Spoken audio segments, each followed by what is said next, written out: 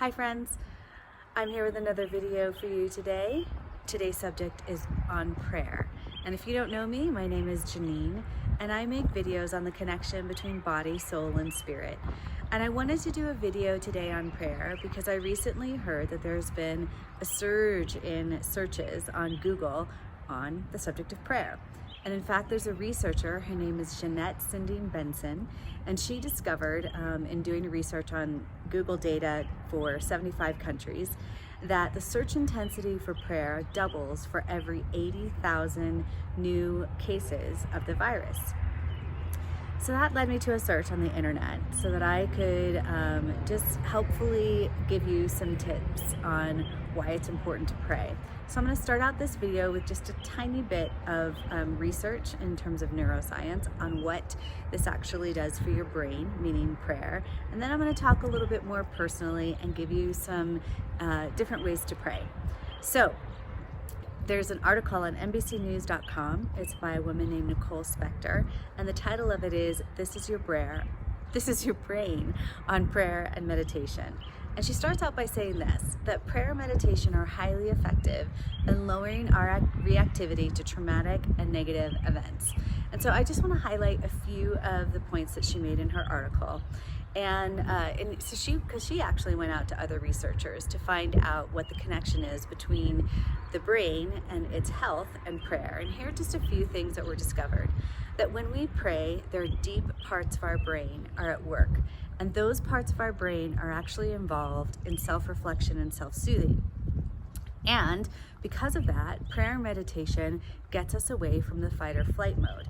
So there's this link between deep reflection and also decrease in action. And what that means is that when you're praying, you're not thinking of fighting or fleeing or lashing out or kicking walls in. It helps to actually calm you down.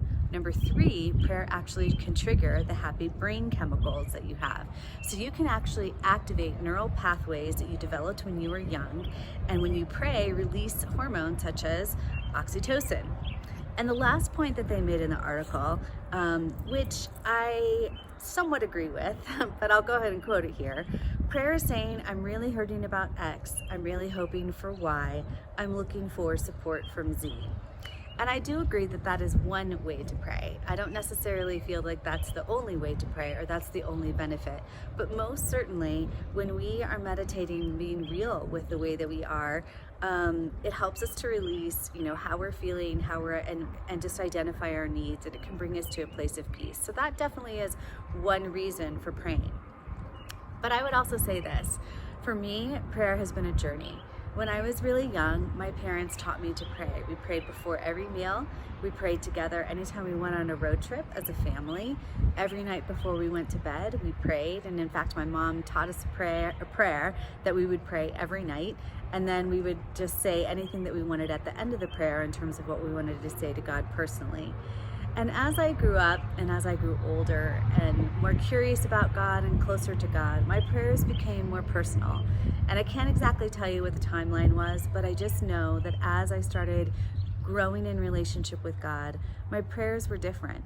So initially, it was really about going to God for my needs. And then it went to praying and praising God for what it was He was doing. And that was what my parents had taught me, but I'd actually kind of shied away from it for a little bit. In my teen years, I would say my prayers are really more about my needs than anything else. And then as I got closer to God, it went back to praising Him, just telling Him how much I loved Him, and also asking for what I needed. And now my prayer is different. Now my prayer is more like talking to a friend. And there are times when I spend time in adoration. There are times when I spend time praying for my needs or praying for the needs of others. But a lot of my time in prayer is really just having a conversation with God. And if that's new to you, I thought that I would give you maybe just a couple of suggestions for how to pray.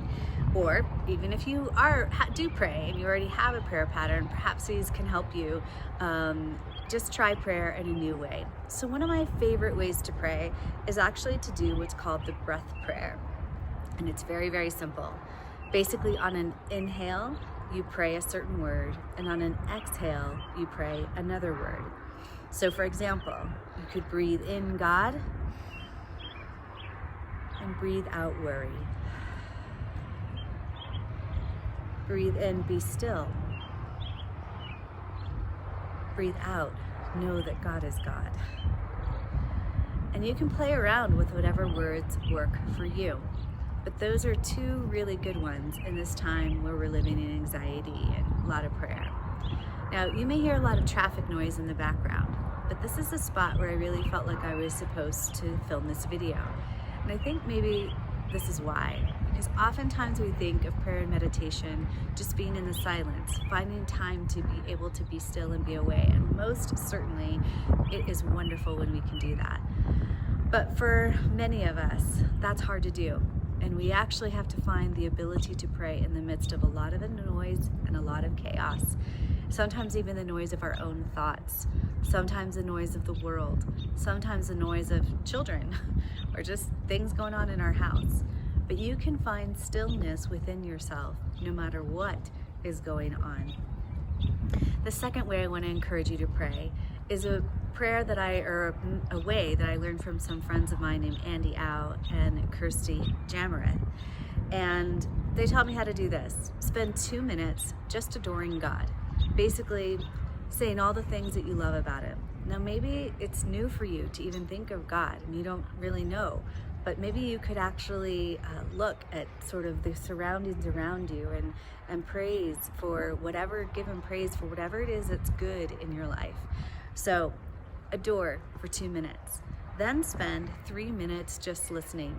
Now this may be new for some of you, and when you listen you may wonder, well, I don't really know what I'm listening for, I don't really know how to listen. But when you listen, it's basically about just being still and silent and catching a positive thought, a beautiful thought, a thought that is holy or pure or worthy that comes to you. It may come as a gut instinct, it may come as a picture, it may come as a memory. It may come as something that God just wants to point out to you in metaphor. But take time to pay attention to whatever it is that comes to you, that thought, that picture, that unction, and just take note of it in a journal. There's such rich revelation in those times of listening, even just for 3 minutes. And then finally, spend your last 2 minutes asking for whatever it is that you need, asking for what the things maybe that you want, asking for things that are concerning you. So that's adore for 2 minutes, listen for 3 minutes, and ask for 2 minutes. Finally, Jesus taught us a really beautiful way to pray in Matthew 6:9-12, and also Luke 11:2-4. And for some of you who are watching these videos, I know that you do not follow necessarily a Christian tradition, and this may be new to you. So what I thought I would do is I'm going to read the Our Father the way that it's written in the scriptures, and then I rewrote the Our Father in language that perhaps someone who doesn't yet know what they believe about God might be comfortable praying. So I'm going to just end this video with those two prayers. Our Father, who art in heaven, hallowed be thy name. Thy kingdom come, thy will be done, on earth as it is in heaven. Give us this day our daily bread, and forgive us our trespasses, as we forgive those who trespass against us. And lead us not into temptation, but deliver us from evil. Creator of the universe who is in heaven, you are eternal light, pure and divine. May the world you designed for us to live in come. May your heart's desires and perfect plan play out on earth as they are in heaven. I ask for what I need today that will feed me body, soul, and spirit. And I ask for forgiveness for those things I've done that don't align with your best for me, as I forgive those who have hurt me. I ask that you keep me from temptation to do anything that would not be in your plans and purposes for my life. Please keep me in your holy light.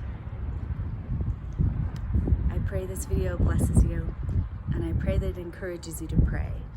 And I pray that as you begin to pray, that you find your own journey that leads you to a deep and rich connection with God.